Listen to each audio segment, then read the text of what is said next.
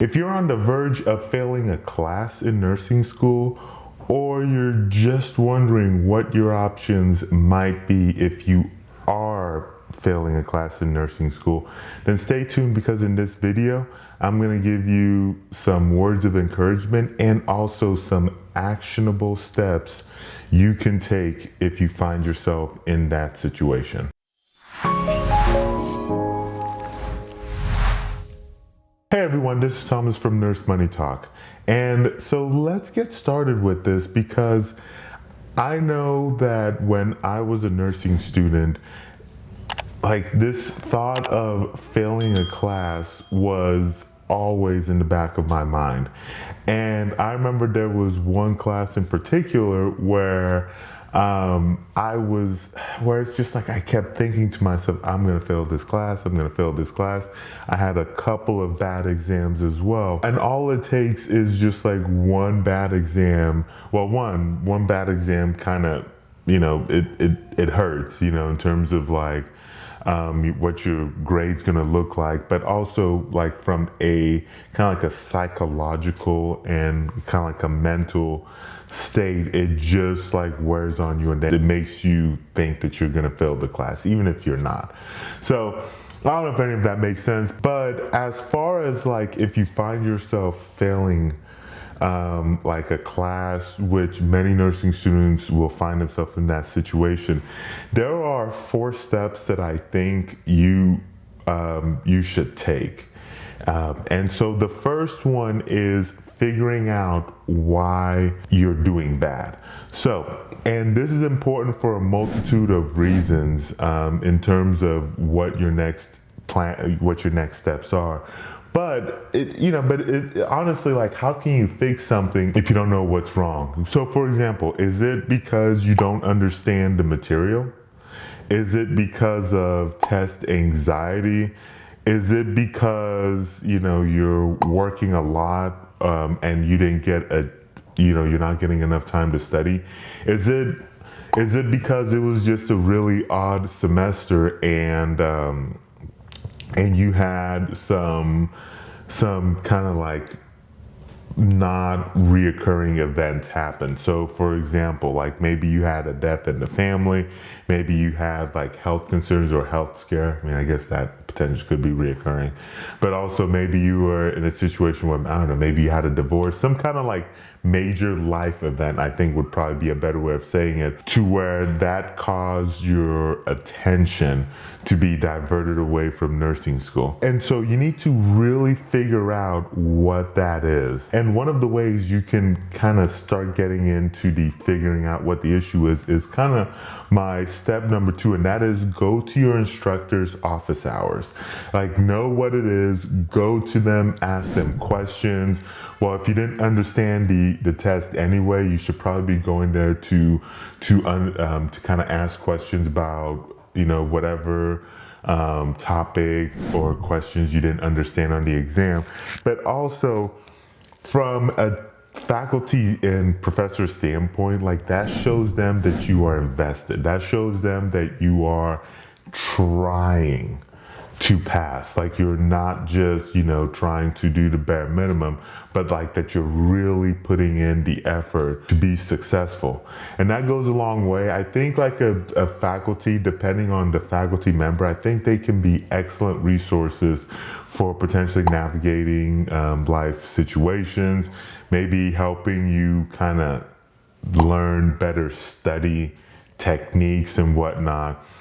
And as an overall, they kind of help you formulate a game plan of what you're gonna do. Number 3 is then figure out what your game plan is.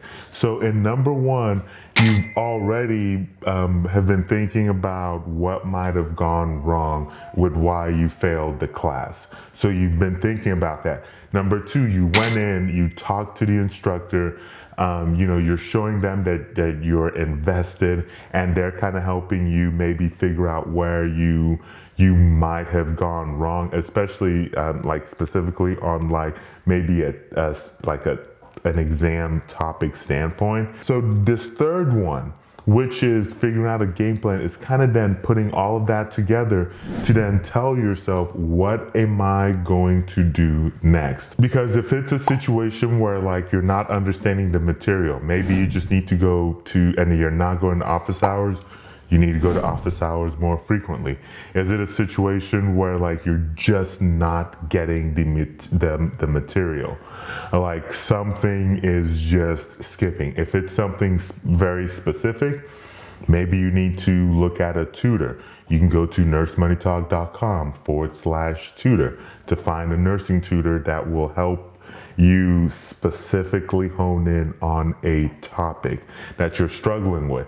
If it's not a specific topic, but it's kind of very broad, then maybe you need to look for supplemental materials for what you're using to study. Like, are you only using the textbook? Personally, I looked for other resources myself when I was in nursing school. The textbooks are fine, I guess, but my issue that I have with textbooks is that there's so much fluff, so much backstory, if you will, that it can make it really difficult to find specifically what you need to find the exact answer that you need. And so something like, if you go to nursemoneytalk.com/nursing student academy, you can find, if you, it's kind of like an online supplemental material for nursing students. And so you can go check that out. I wouldn't say it replaces the textbook. I would say it kind of supplements the textbook, especially in very tough topics that you're going to deal with in nursing school. If it's a situation where maybe you're not getting enough time to study, maybe you need to look at a situation where trying to dial back how much work you're doing. And I know that for some of you that might not be an option, either because you have dependents, like maybe you have a spouse or kids or something like that, and so not working is not necessarily an option. I mean, I don't know, maybe looking for grants, student loans, or something that will kind of help you get back more of your time away from working and more into studying. If it's a situation where maybe you've had a lot of life stressors and this happens, maybe it was a death in the family, maybe it was a divorce, it could be a multitude of things, just life happens. And because of that life event happening, you just have a hard time concentrating. Or maybe you're in a more extreme sense where like you just have a hard time, it's not just in school, you just have a hard time concentrating in general. Maybe it's a situation where you need to seek guidance, maybe with a counselor to kind of help you work through those events if that's what's keeping you from being successful. Schools can at times be a great resource for that. There are some other programs as well you can look up online to, if you can't afford one, if you also are in certain communities, like for example, I guess a church or something like that, potentially would have resources like that. Maybe it's not even needing a specific therapist. Maybe it's a situation where you just need to talk to somebody about it. Maybe it's a loved one, like a parent. Depending on the situation, could be a spouse, could be parents, could be a brother, a sister, a sibling, some other relative. Maybe it could be a trusted friend, somebody who you can just vent out some of those pains, some of those frustrations, some of those hurts, or whatever the case is. And hopefully by being able to vent those things out, that you can hopefully start working through some of those feelings and some of those emotions, some of those like mental blocks, if you will, or emotional blocks.